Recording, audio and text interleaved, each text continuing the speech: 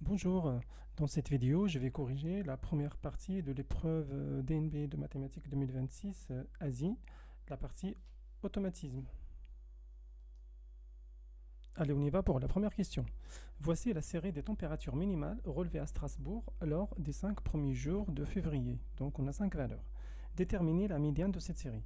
La médiane, c'est la valeur qui se trouve exactement au milieu des données. Ça veut dire qu'il faut mettre la moitié des données à gauche et la moitié à droite, et celle exactement qui se trouve au milieu, et ben c'est exactement la médiane. Mais avant de commencer à préciser la médiane, il faut d'abord ranger les nombres dans l'ordre croissant ou bien décroissant. Allez, on y va. Donc moi, je commence par la plus petite jusqu'à la plus grande. Donc la plus petite, c'est moins 1. Allez, on y va. Donc je prends moins 1. Ensuite, il y a le 0. 0. Après, il y a le 1. Il y a le 1. Ensuite, le 3. Le 3. Et après, et le 7. Étant donné qu'il y a 5 valeurs, la médiane est égale à la troisième valeur. Ça veut dire 1 degré. Donc, parce que là, on a deux valeurs à gauche et on a deux valeurs à droite, ça veut dire on a 50-50, moitié-moitié. La médiane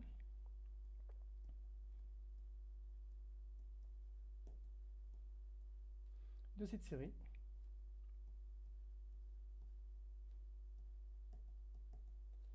est 1 degré. Ok? Allez, maintenant, la deuxième question. Quelle est l'image des motifs numéro 4? Le motif numéro 4, il est où? Il est là. Par la translation qui transforme le motif numéro 2 en numéro 6. Le motif numéro 2, il est là. La translation, ça veut dire un glissement. Donc j'ai pris ce motif-là et je l'ai glissé en numéro 6. Donc si je fais la même opération, c'est-à-dire la même translation, donc le numéro 4, il sera transformé en quoi? Bah, au numéro 8. Voilà. Donc là, j'écris l'image du motif numéro 4 par cette translation.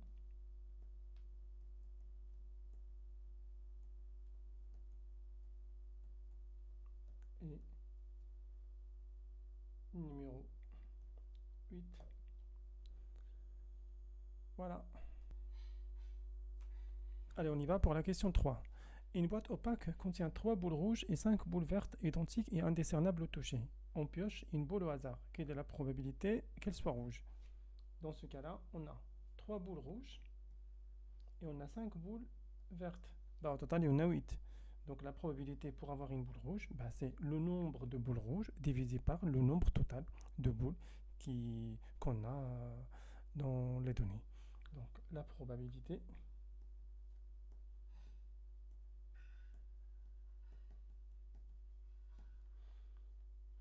qu'elle soit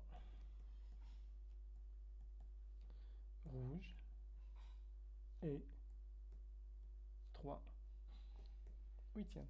La question 4. Recopier sur la copie et compléter avec des longueurs des côtés du triangle JLK pour que l'égalité ci-dessous soit vraie. Cosinus d'un angle dans un triangle rectangle, le cosinus c'est le côté adjacent divisé par l'hypoténuse. Le côté adjacent de l'angle K, et ben c'est LK divisé par l'hypoténuse, c'est JK. Bah, j'écris LK sur JK. Allez, on y va pour la question 5. La distance entre la Terre et Mars est environ égale à 311 200 000 km. Donnez la notation scientifique de ce nombre-là. La notation scientifique d'un nombre, notation scientifique, permet d'écrire ce nombre sous la forme A fois 10 puissance n. A est un nombre compris entre 1, ça peut être égal à 1, et 10. Mais pas égal à 10. Ça peut être égal, voilà, entre 1 et 10. 10 n'est pas compris. Ok? La notation suivante, ça, c'est supérieur ou égal. Ça peut être aussi égal. N est un nombre entier. Je ne peux pas faire 10 puissance 1,5 ou 10 puissance moins 4,5 ou autre chose. Ok? Ça va être un nombre entier. Donc, notre nombre, qui est 311 200 000, bah, égal. Donc je cherche un nombre plus grand que 1, plus petit que 10. Bah, je prends le 3. Oui, je place ma virgule. 1, 1, 2. Et je compte le nombre. Comme j'ai placé ma virgule ici, je compte le nombre de chiffres après la virgule. Ça fait 1, 2, 3, 4, 5. 1, 2, 3, 4, 5, 6, 7, 8. Donc fois 10 puissance 8. Voilà, voilà. La question 6. Charlie a effectué un trajet en vélo en 2h30 à une vitesse moyenne de 40 km/h. Calculez la distance en kilomètres parcourus par Charlie. Donc Charlie, il roule à 40 km/h. 40 km, 1 heure. Donc, on cherche 2h30. Ben, on va faire 2 heures d'abord. 2 heures, du coup, ça va donner 80 km. Et là, c'est 2 heures. Il reste 30 minutes. Bah, 30 minutes, ça veut dire une demi-heure. Donc, 1 heure, 40 km. Donc, une demi-heure, 20 km. Donc, si je fais le total, 2 heures 30, bah, soit 100 km. La distance parcourue par Charlie est de 100 km. Bien sûr, en 2h30. La question 7 maintenant. Recopier sur la copie la forme factorisée de l'expression 5x plus 5.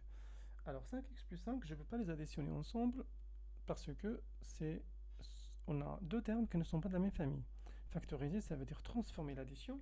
Ça, on a une addition, il faut la transformer en multiplication. Ça veut dire qu'il faut faire un facteur fois un autre facteur à la place d'un terme plus un autre terme. Donc, pour factoriser, bah, je vais donner les détails ici. 5x plus 5. En fait, 5x, ça veut dire qu'on a déjà 5 fois x. Donc, je factorise, ça veut dire je prends les facteurs en commun. Il y a 5, je prends le 5. Et là, je mets le 5 ici, je ferai une parenthèse. Qu'est-ce qu'il me reste ici? Il me reste x. Et là, qu'est-ce qu'il me reste? Attention, c'est un piège. Je ne dis pas qu'il reste 0, parce que je n'ai pas 5 fois 0. En fait, ce qu'il reste par rapport à la multiplication. Donc, ce n'est pas 5 fois 0, c'est 5 fois 1. Donc, je prends le 5, et il me reste 1, parce que 5 fois 1 égale 5. Voilà. Donc, la forme factorisée, c'est la première. Celle-ci. La question 8. Un article coûte 80 €. Son prix baisse de 10%. Recopier sur la copie le calcul permettant de trouver le prix final de l'article. Ça veut dire le prix après réduction. Donc, si je calcule d'abord la réduction, on a 10%. Donc, ça ne peut pas être égal à 10 €. Parce que c'est 80 €. 10%, ça c'est une proportion et pas une grandeur. Ok. Donc, d'abord, je dois calculer 10% de 80. Pour calculer un pourcentage d'un nombre, je multiplie le pourcentage par le nombre. Où est la formule qui permet de multiplier le pourcentage par le nombre? Il y en a deux. Il y a celle-ci et il y a ça et ça. Par contre, dans la quatrième formule, on va multiplier tout le monde par 80. Donc, c'est pas vraiment très logique. Donc, ça, je calcule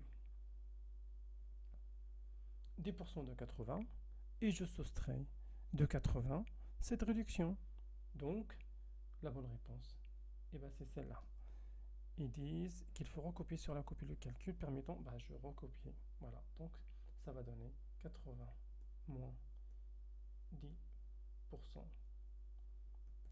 fois 80, soit 80 moins 10% de 80, ça veut dire que ça va donner 8, parce que je fais le 0, ça va partir avec le 0, et le 0 là, ça part avec le 0 là, il reste 8.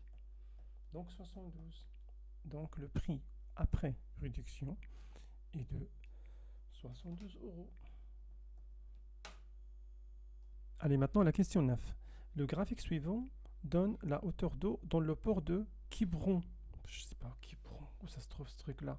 Bon, bref, le 23 juillet 2025. Donc on a un graphique. Avec la précision permise par le graphique, recopier sur la copie la durée pendant laquelle la hauteur d'eau dans le port a été supérieure à 4 mètres. Donc, je repère sur le graphique 4 mètres, c'est ici, là. 4 mètres, ça correspond à 14h30, ici, jusqu'à 19h, jusqu'à là. Donc, sur cette période-là, la hauteur d'eau était supérieure à 4 mètres. Donc, de 14h30 jusqu'à 19h. Il y a plusieurs façons pour calculer la différence entre les deux. Je vais vous montrer une super méthode que mes sixièmes m'ont montré. En fait, c'est la méthode de Karine de CM2. Alors, ça s'appelle la méthode de Zoro. Donc, je place 14h30, comme ça. Je fais d'abord un Z, comme ça. Et là, je vais jusqu'à 15h. Normalement, s'il y avait 19h15, je place 19h et là, je vais 19h15. Bon, là, maintenant, si c'est pas le cas. Donc là, je fais 19h ici. OK? De 14h30 à 15h, on a 30 minutes. 30 minutes. Voilà. Et de 15h jusqu'à 19h, il y a 19 moins 15, ça fait 4 heures. Donc, 4h30. Voilà.